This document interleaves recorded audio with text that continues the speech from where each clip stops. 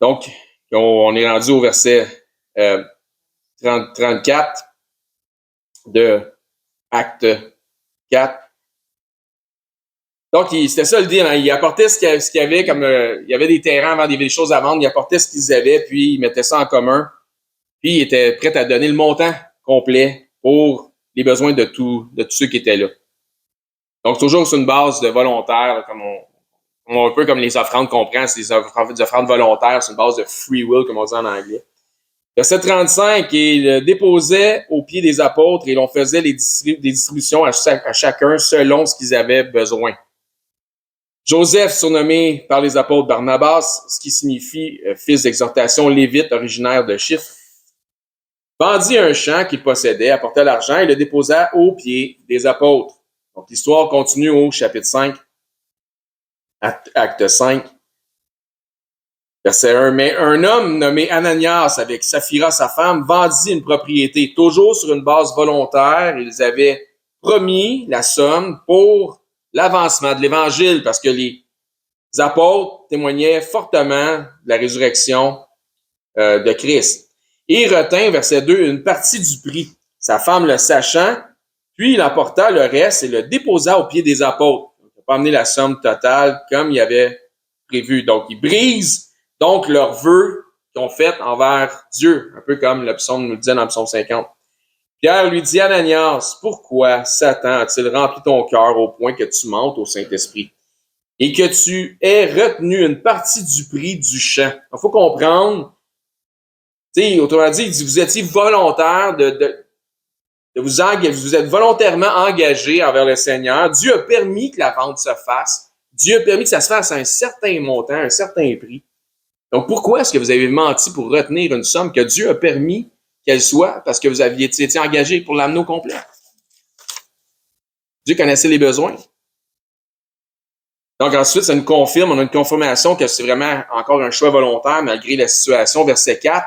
S'il n'eût pas été vendu, ne te restait-il pas? Donc, encore une fois, tu n'étais pas obligé.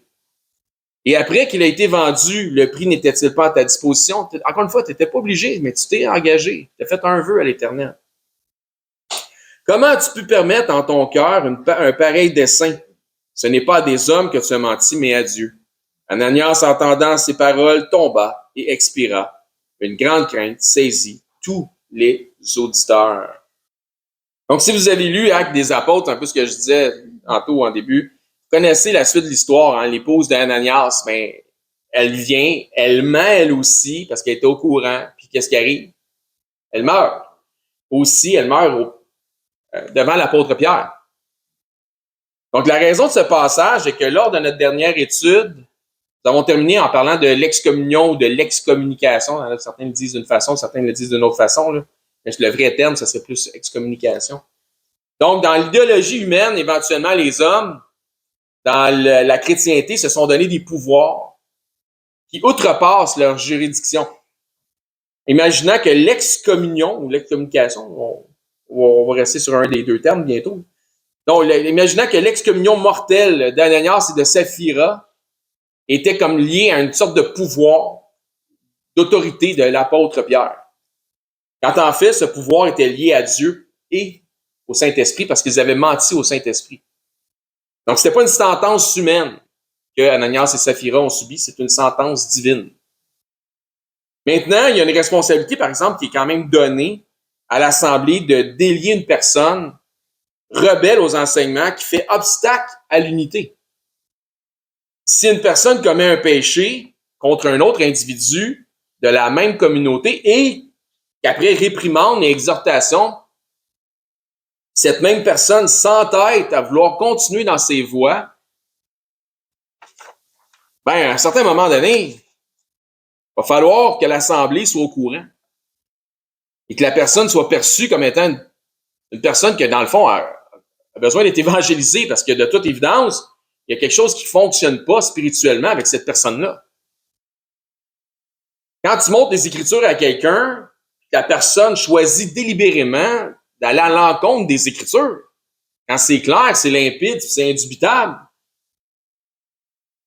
La personne, elle rejette de manière évidente la simplicité de Christ ou la simplicité des Écritures, on a une responsabilité de juger de ces choses et de prendre action pour la bonne santé du corps. Dans Galates, chapitre 5, vous tournez là. Donc, par exemple, par rapport à ce que je viens de dire, si un homme ou une femme de l'Assemblée serait pris en flagrant délit d'une faute évidente quelconque, il y en a qui se cachent même pas, là. Pas facile, ils sont pas durs à pogner. Nous devrions, le ou la, reprendre, aviser la chose, s'assurer que la personne comprend bien la volonté de Dieu à ce sujet sur lequel il y a une faute ou délit, et puis l'exhorter à la repentance. Je pense que ça fait du sens. C'est ça qu'on devrait faire. Dans Galates 5, 24. Ceux qui sont à Jésus-Christ ont crucifié la chair avec ses passions et ses désirs. Donc, ils vont marcher par l'Esprit. Si nous vivons par l'Esprit, marchons aussi selon l'Esprit. Ne cherchons pas une vaine gloire en nous provoquant les uns les autres, en nous portant en vie les uns aux autres. Puis ça continue ensuite au chapitre 6. Donc, si vous continuez au chapitre 6, verset 1. Frère, si un homme ou une femme vient qu'à être surpris en quelque faute, vous qui êtes spirituels, redressez-le ou redressez-la avec un esprit de douceur. Prends garde à toi-même, de peur que tu ne sois aussi tenté. Important il ne faut pas oublier que dans nos lectures quotidiennes, j'espère que vous faites des lectures quotidiennes au minimum hebdomadaire, que la séparation des chapitres et des versets, c'est l'œuvre des hommes. Des fois, on arrête parce que le chapitre finit là, et dans le fond, l'histoire continue. Un peu comme le texte de ce matin qu'on a pris, notre texte d'ouverture, hein? Qu'est-ce qu'on voyait dans notre texte d'ouverture de ce matin? On a lu la fin de Acte 4, puis on a continué dans Acte 5. Donc, la séparation vient des hommes, mais des fois, l'idée, si on veut comprendre l'intention, elle se continue. Donc, on doit aller chercher un peu plus loin. Donc, dans Galates, le début du chapitre 6, il est lié à la fin du chapitre 5. Il explique que nous ne devrions plus marcher par la chair, mais par l'esprit ou pour l'esprit. Donc, il donne une exhortation à ne pas chercher une vaine gloire, puis il continue son élan éventuellement dans le chapitre 6. Donc, il mentionne que si un frère ou une sœur a bifurqué du chemin spirituel, si il ou elle est tombé dans la chair, vous qui êtes spirituels, qui marchez selon l'esprit, reprenez-la avec un esprit de douceur. La douceur devrait toujours être la première approche. Pas tomber dessus à bras raccourcis puis avec voix élevée. La douceur devrait toujours être la première approche. Sinon, c'est de la provocation. C'est ce que ça nous dit tantôt dans le texte. Ne vous provoquez pas les uns les autres parce que c'est pas selon l'esprit, c'est selon la chair. Donc, ça serait aussi charnel que de manquer de douceur. Il explique aussi de faire attention à la sévérité qu'on emploie. Parce que c'est possible que toi aussi, éventuellement, dans le temps, malgré que tu sois spirituel aujourd'hui, que peut-être, éventuellement, parce qu'on est faible, que tu succombes, que ça soit toi qui va tomber dans la chair demain.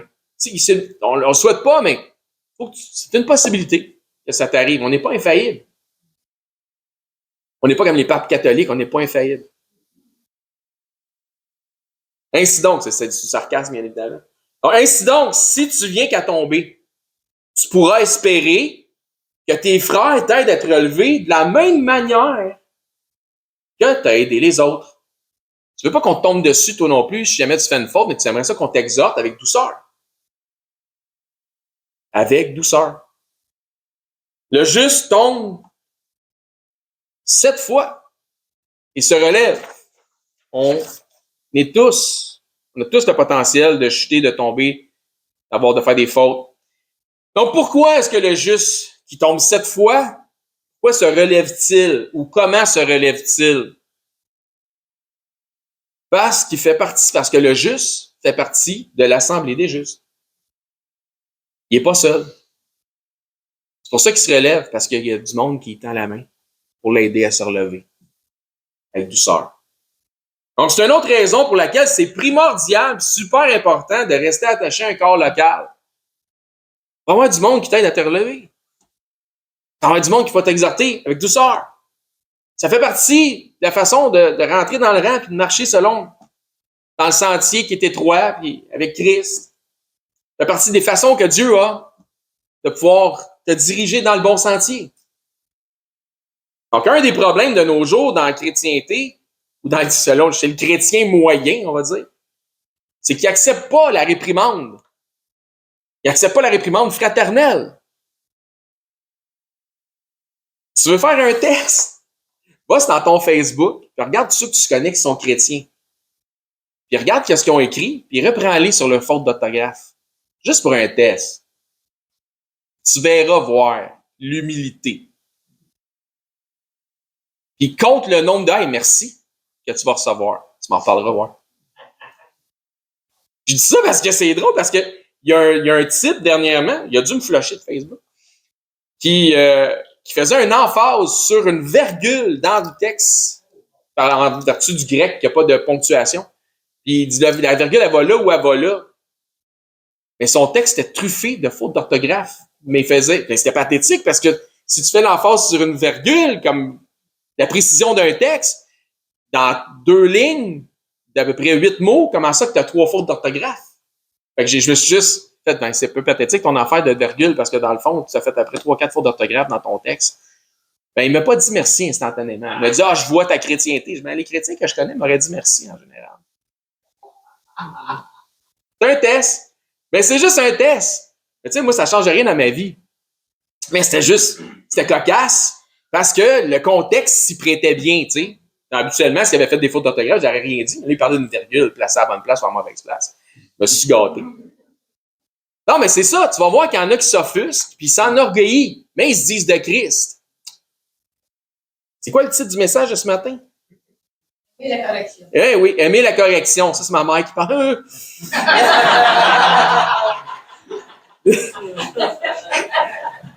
Chance que je suis rendu grand.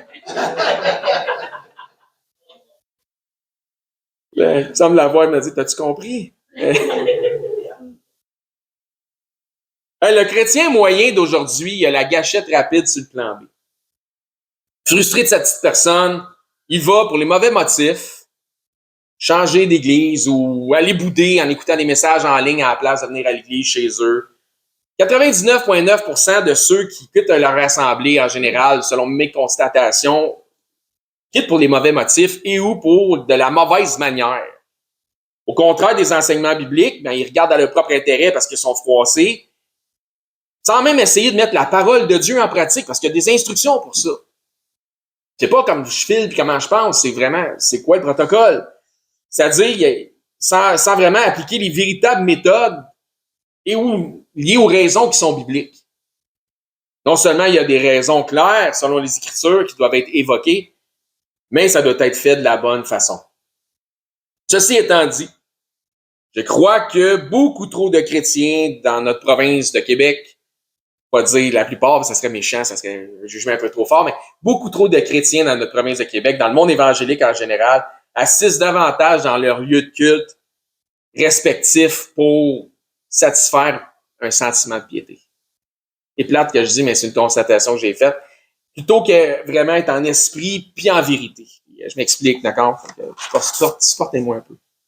Le chrétien évangélique moyen ne cherche pas à apprendre pour mettre en pratique, mais pour alimenter son sentiment de piété. Je répète ça. Le chrétien évangélique moyen ne cherche pas à apprendre pour mettre en pratique, mais pour entendre, ça s'arrête là, juste pour alimenter son sentiment de piété. Puis comment je justifie ça?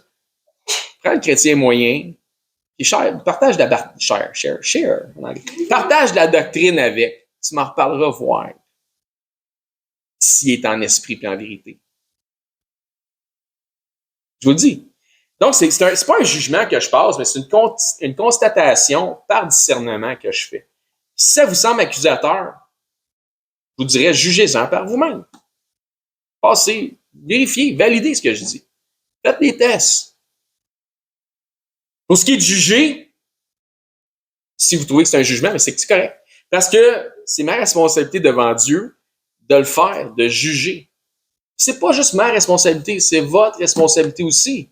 de juger. Vous voudriez pas avoir, puis vous voudriez surtout pas avoir ici quelqu'un qui est en arrière de la chair, qui est en avant de tout le monde, mais qui manque de jugement, ou qui est sans jugement.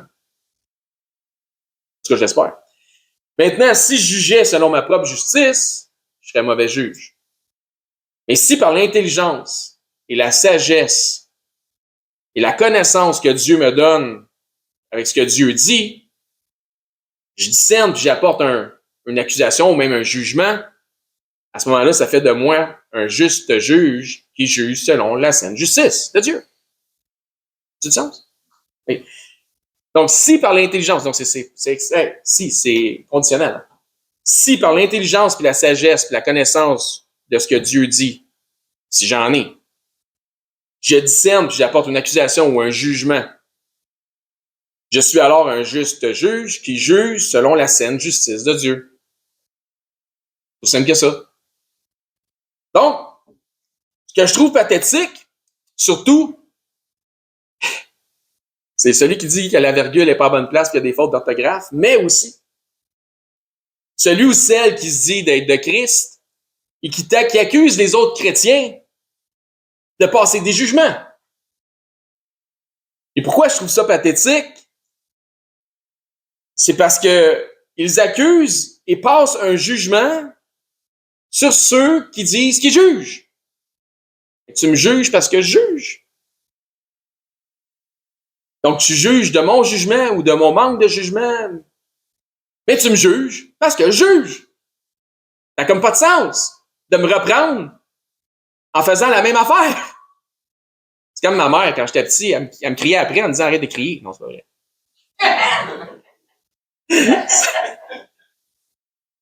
Arrête de crier! OK? Non, c'est pas vrai. C'est une blague.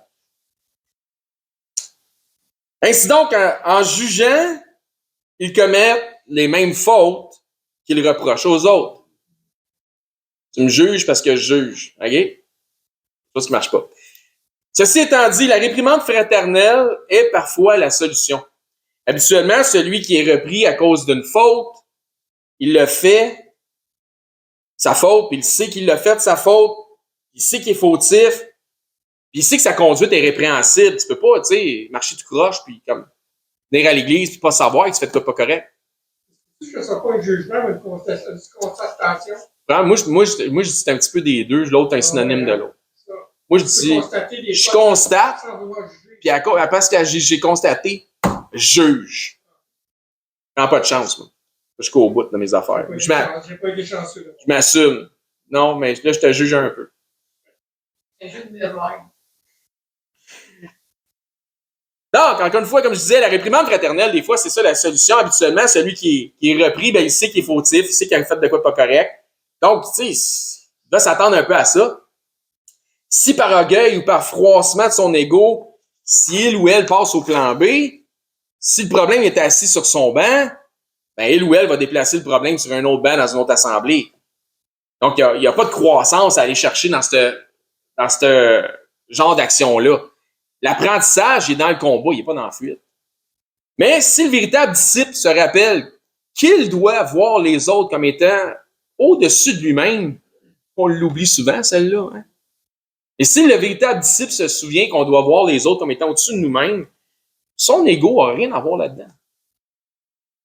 Donc, s'il s'offense, facilement, il y a deux possibilités. Soit que c'est parce qu'il y a trop d'orgueil, soit c'est parce qu'il y a une immaturité spirituelle. Trop d'ego ou une immaturité spirituelle. Puis habituellement, quand tu as trop d'ego, c'est parce que tu as une immaturité spirituelle.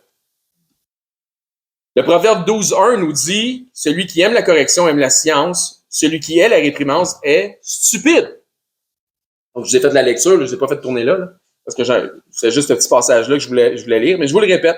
Celui qui aime la correction aime la science, et celui qui hait la réprimande est stupide. C'est quoi le mot qui est utilisé? Stupide. Est-ce que c'est un insulte ou c'est un constat? C'est un jugement.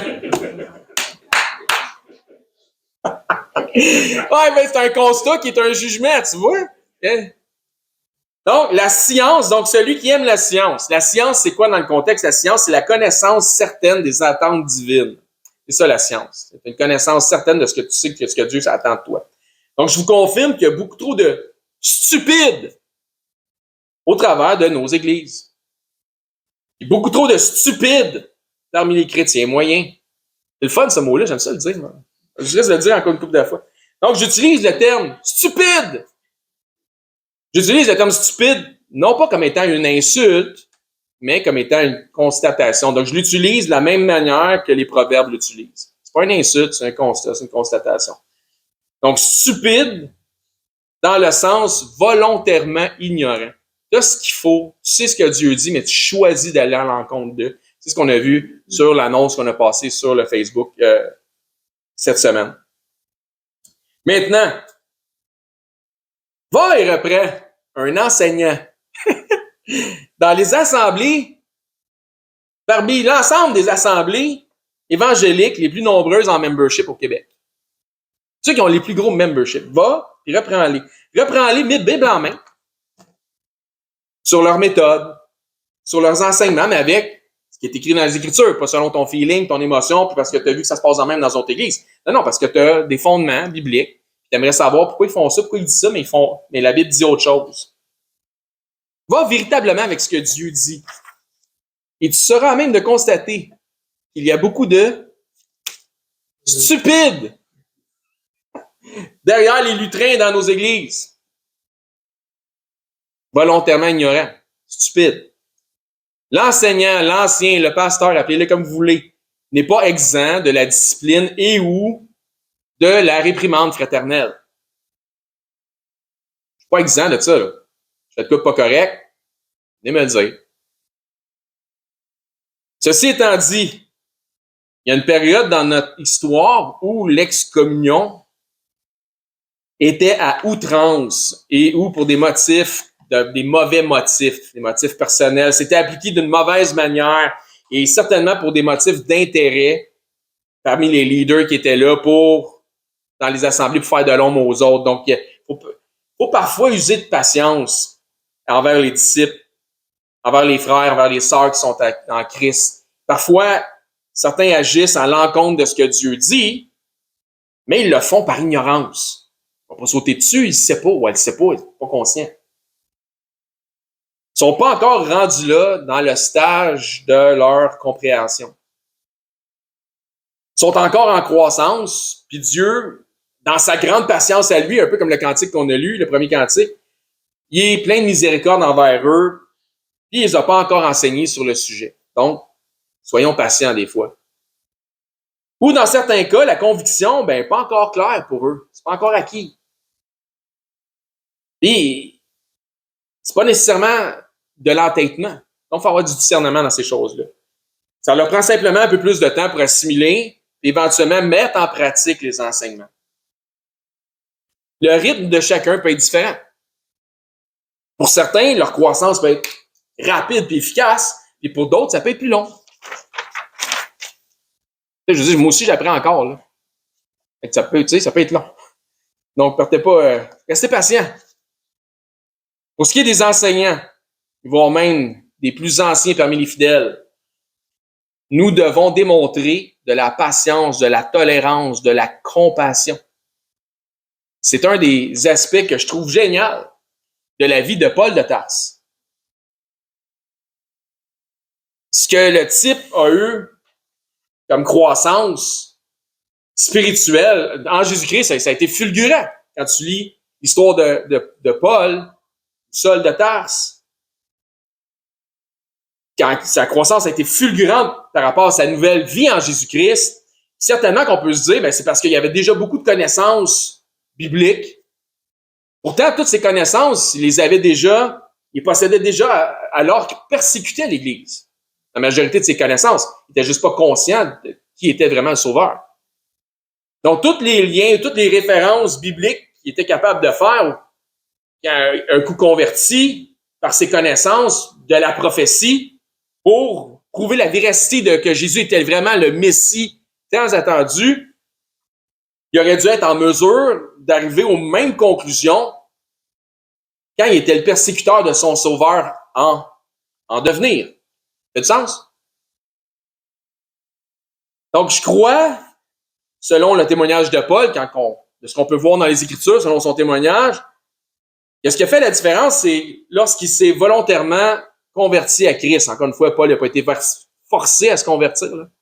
Il s'est volontairement converti à Christ.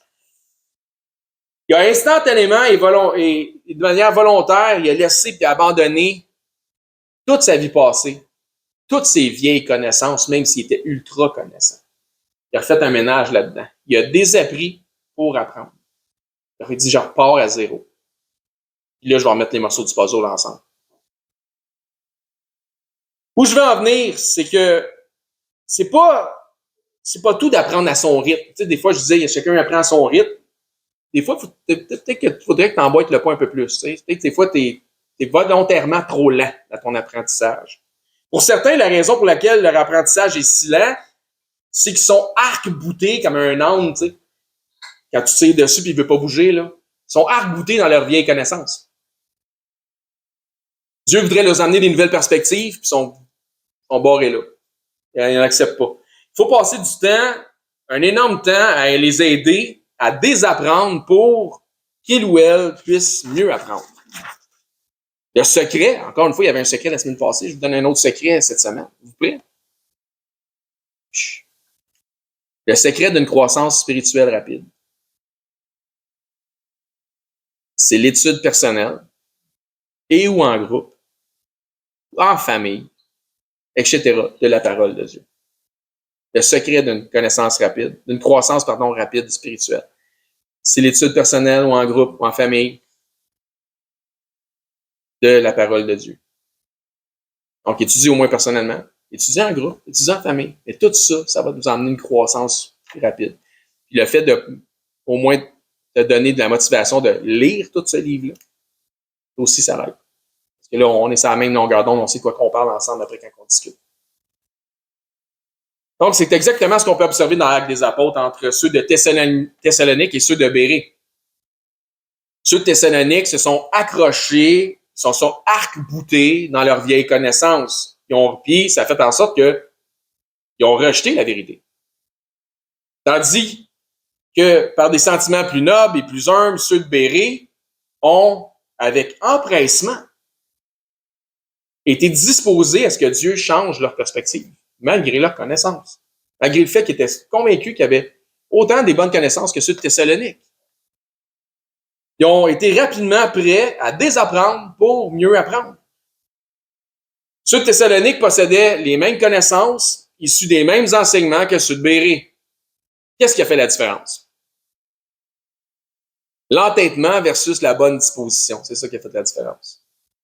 L'endurcissement de cœur versus la disposition du cœur. La volonté d'apprendre pour connaître afin de pouvoir mettre en pratique. La volonté de connaître pour comprendre afin de pouvoir mettre en pratique. Pas juste pour entendre, pour avoir un sentiment de piété. Parce que ceux de Thessalonique, à l'époque, avant qu'ils se convertissent, les autres, ils ont décidé de rester avec leur sentiment de piété. Pas en esprit et en vérité. Mais encore, qu'est-ce qui a fait la différence? Comment ont-ils démontré une bonne disposition de leur cœur? Est-ce qu'en croyant les dires des apôtres instantanément et naïvement? Non. C'est pas ce que l'histoire nous raconte. Ils n'ont pas été naïfs. Ils ont démontré leur bonne disposition à l'apprentissage de la science, comme ça nous dit dans le proverbe qu'on a lu tantôt, de la science des sages, en évaluant tous les jours dans les Écritures pour voir si ce qu'on leur disait était conforme à la prophétie biblique. Donc, c'est ce que je vous disais tantôt, l'étude personnelle. J'ai même déjà dit à quelqu'un ici, si tu veux apprendre et grandir rapidement, prends les messages que je fais et trouve mes erreurs. Tu vas apprendre vite. J'ai mis une personne au défi de faire ça. Trouve où tu peux me reprendre dans mes messages. J'attends encore, ça veut dire que mes messages sont corrects. Message correct. Donc, je vous confirme que la meilleure méthode pour avoir une croissance spirituelle rapide est définitivement de valider dans les Écritures si ce qu'on vous enseigne est conforme aux Écritures. Non pas de demeurer arc-bouté dans vos vieilles connaissances. Tu entends quelque chose qui défait tes perspectives une fois, puis tu penses que tu es convaincu que c'est toi qui l'as l'affaire. Peut-être que tu as raison. Va juste prendre un peu de temps pour réévaluer puis valider au moins la position qui t'a été présentée. Juste que c'est ça que je dis.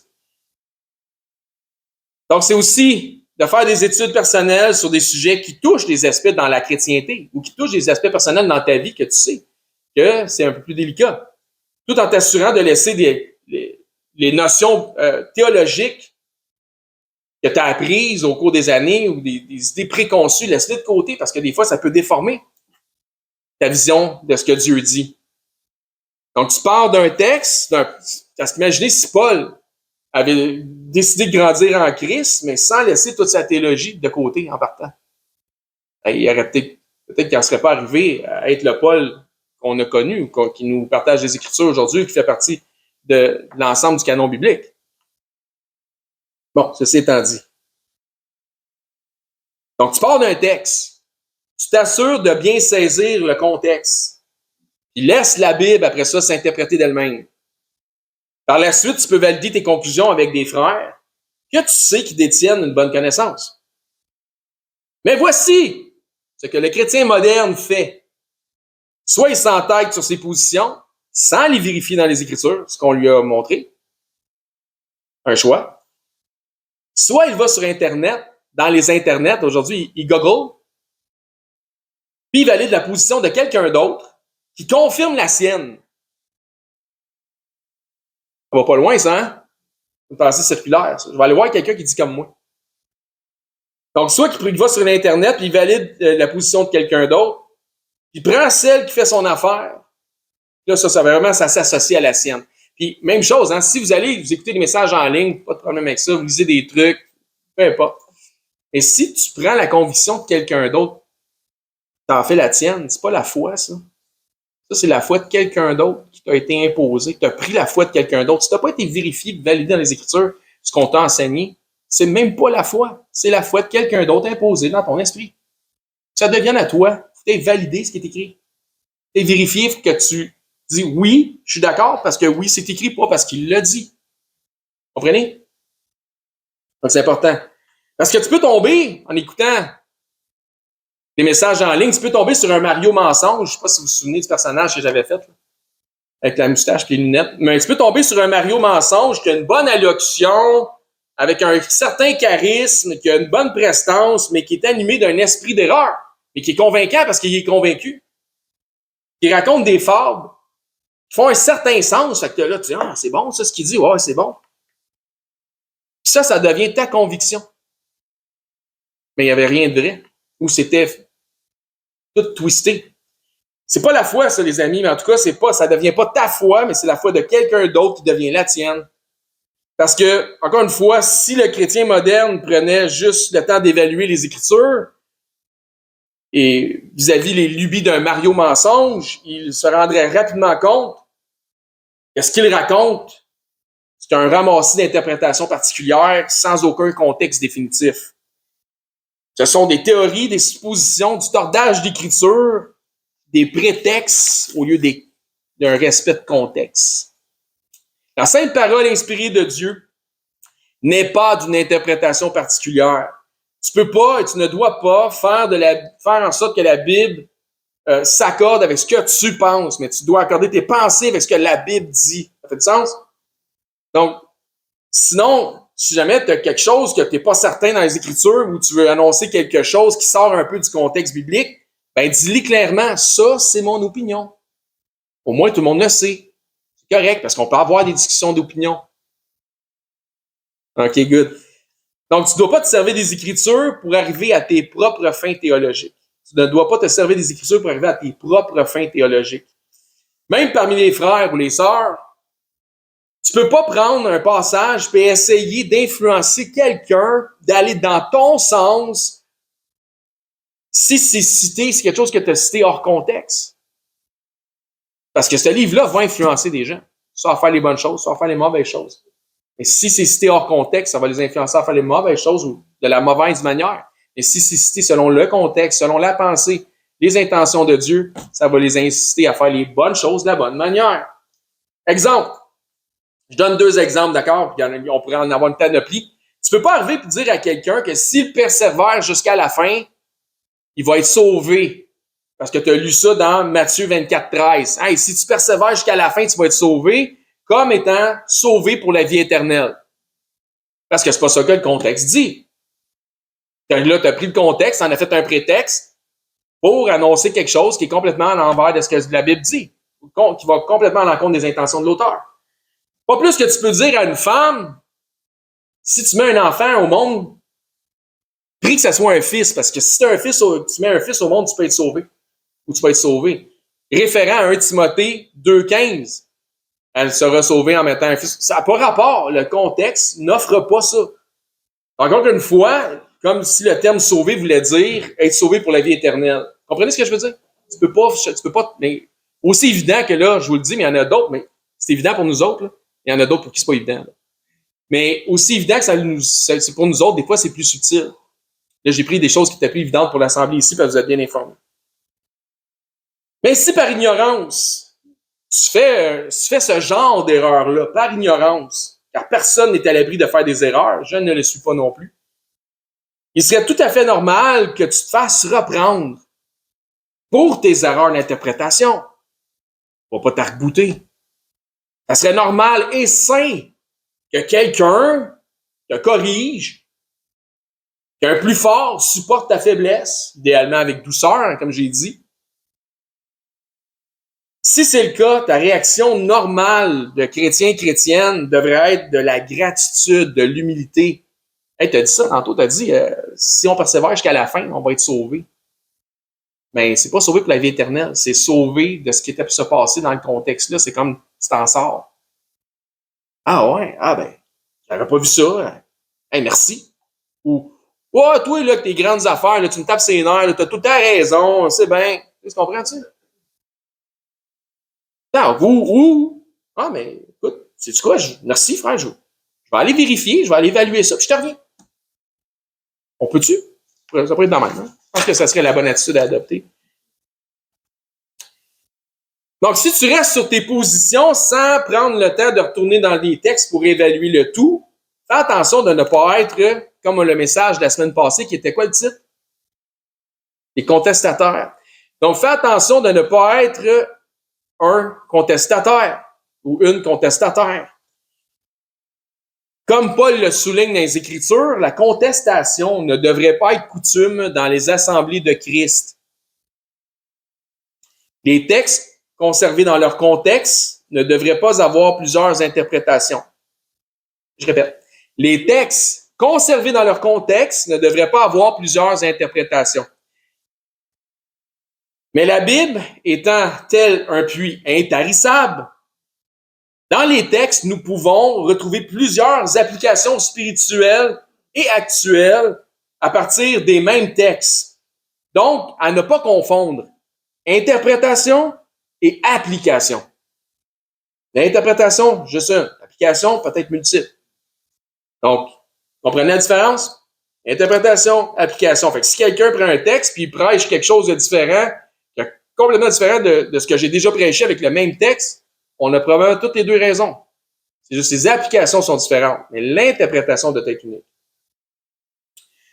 Donc, si nous revenons à nos moutons, on achève justement notre message.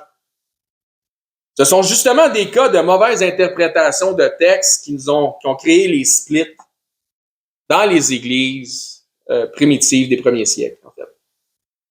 On ne doit jamais utiliser d'un texte pour justifier ses propres voies et appliquer sa propre justice. Jamais utiliser un texte pour ses propres voies, pour appliquer sa propre justice. Donc, terminons avec le passage. Je voulais faire la lecture, toujours d'un proverbe. Proverbe 21, verset 2.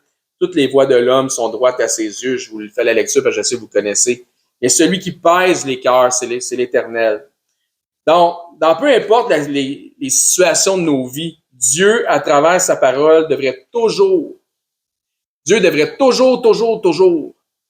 avoir le dernier mot. Dans peu importe les situations de notre vie, Dieu devrait toujours avoir le dernier mot. Pourquoi? Parce que toutes les voies de l'homme sont droites à ses yeux. Mais celui qui pèse les cœurs, celui qui devrait avoir le dernier mot là-dessus, c'est l'Éternel. En conclusion de notre message de ce matin, Faites-vous partie de ceux qui peuvent dire « j'aime la réprimande ». Êtes-vous à vous cette sagesse-là de dire « j'aime la réprimande ». J'aime quand le Seigneur me corrige. J'aime si même le Seigneur me corrige à travers un autre frère, à travers une sœur, à travers un enfant, à travers un adulte, à travers quelqu'un qui est plus âgé, peu importe qui. Est-ce qu'on est capable de prendre ton boss? Peut-être. Est-ce qu'on est capable de prendre la réprimande? Faites-vous partie de ceux qui sont volontaires de réévaluer leur position lorsque d'autres perspectives leur sont présentées? Peut-être c'est ça que Dieu veut que tu fasses. Lorsque tes perspectives sont ébranlées, il veut peut-être juste que tu réévalues le tout, puis pour finalement comprendre que tu avais déjà raison, puis c'est bon de même. Bon, c'est bon. Voyez-vous les autres comme étant au-dessus de vous? J'ai dit, on l'oublie souvent celle-là. Voyez-vous les autres comme étant au-dessus de vous? Êtes-vous doux, patient, plein de compassion dans la réprimande? Ou prompt et sévère?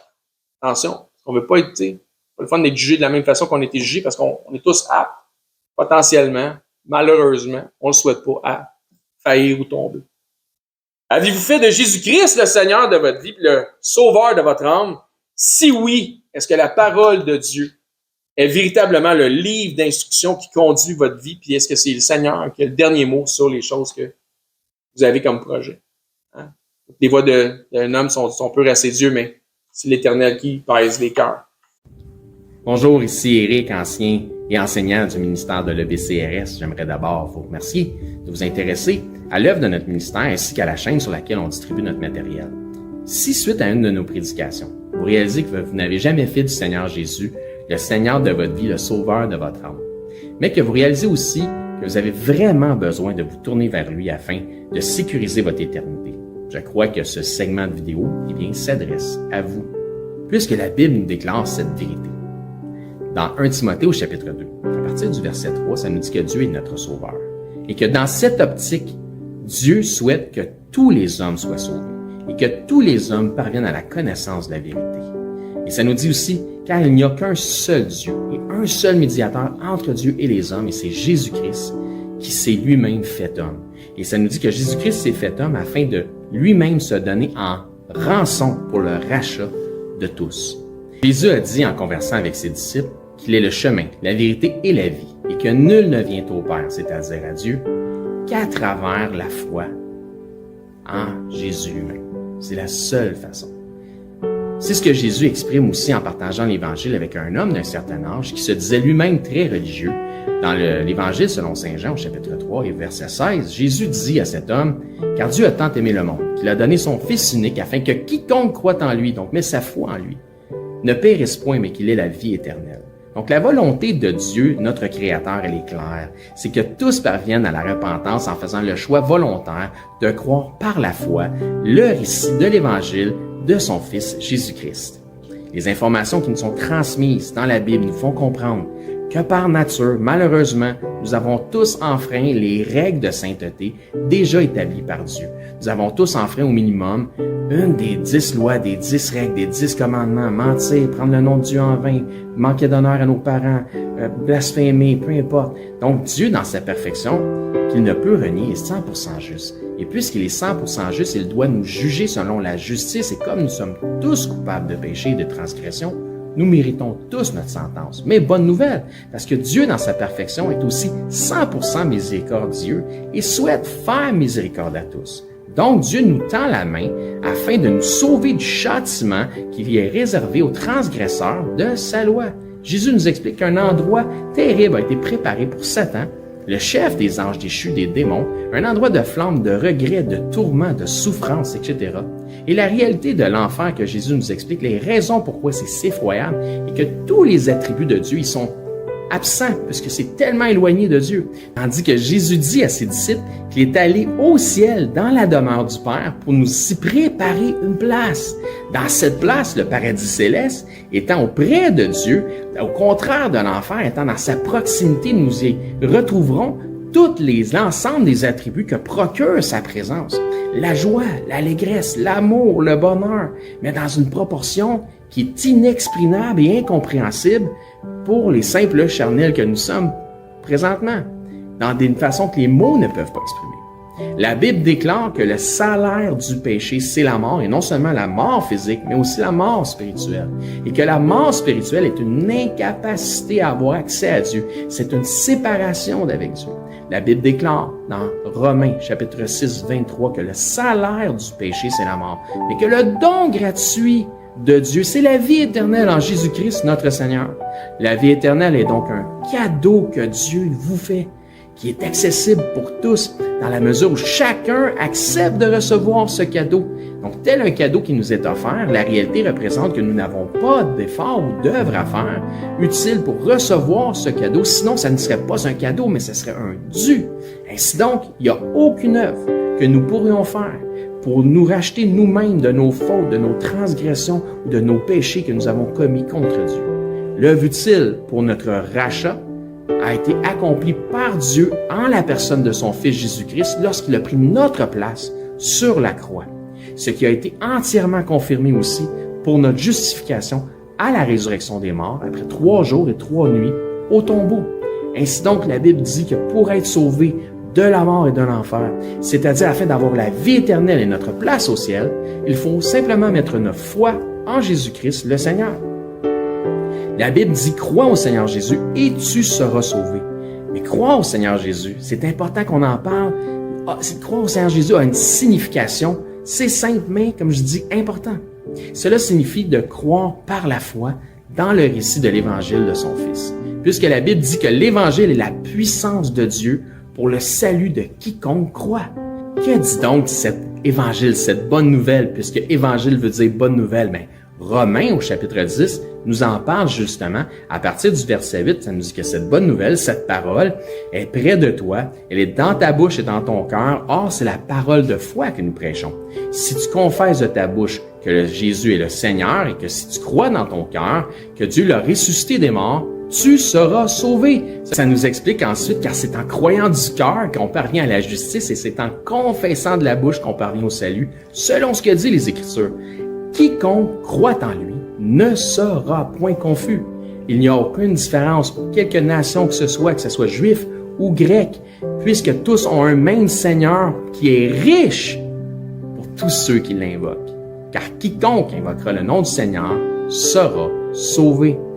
Il ne s'agit donc pas de réciter une prière selon une formule toute faite qui fait la différence, mais bel et bien de mettre sa foi dans le Seigneur Jésus-Christ. Si vous croyez que Jésus-Christ, Dieu le Fils, le ressuscité, est Seigneur et que vous acceptez d'en faire le Seigneur de votre vie, ainsi il devient instantanément aussi le sauveur de votre âme. Si tel est votre cas, gloire à Dieu, vous faites maintenant partie de son troupeau. En tant que nouveau disciple, ce qui est important maintenant, c'est de vous trouver premièrement un enseignant qui enseigne la vérité de la parole de Dieu. Et joignez l'assemblée où cet enseignant œuvre afin d'avoir part à l'amour des frères et de la famille en Christ.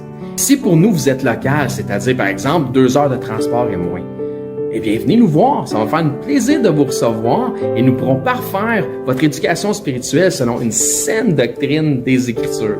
Donc c'est là-dessus que je vous dis, soyez bénis et je l'espère, à bientôt.